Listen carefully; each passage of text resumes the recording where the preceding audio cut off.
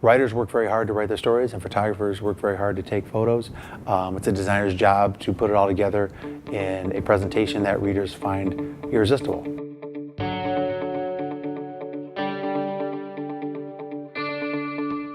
I think anytime you step out of your newsroom and talk with somebody else and have new ideas, new perspectives, new approaches, gives you more to think about. Just getting to work with a bunch of people who are passionate about the same things I am, and getting to learn from not only teachers but students who know different things than I do and have had different experiences in journalism.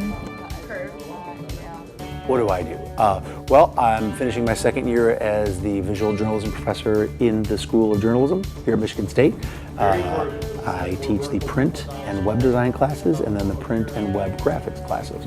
I still freelance at my previous employer, the Detroit News, where I worked for 20 years, where I was the presentation editor, which is a fancy way of saying I was in charge. And not only do I kind of keep my hand in the industry by continuing to design pages a couple days a week, but it allows me to bring my experiences back to the students. Like, for example, when we get back from lunch, I collected the photos and stories that I put on the front page Friday night for just this past Saturday's edition. And they're going to take those stories and make their own page. They're not going to recreate it the way I did it. They're going to do it in their style. We're going to talk about the fundamentals of print design, but we're also going to talk about how do I carry these into the digital platform.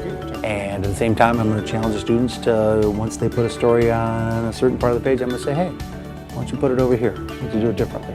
Give them a chance, and they have time to do it again. Sometimes when you're on deadline, you don't have time to do something twice or think. You just kind of crank it out by deadline. We definitely have that time to think critically here, and I'm looking forward to doing that with students.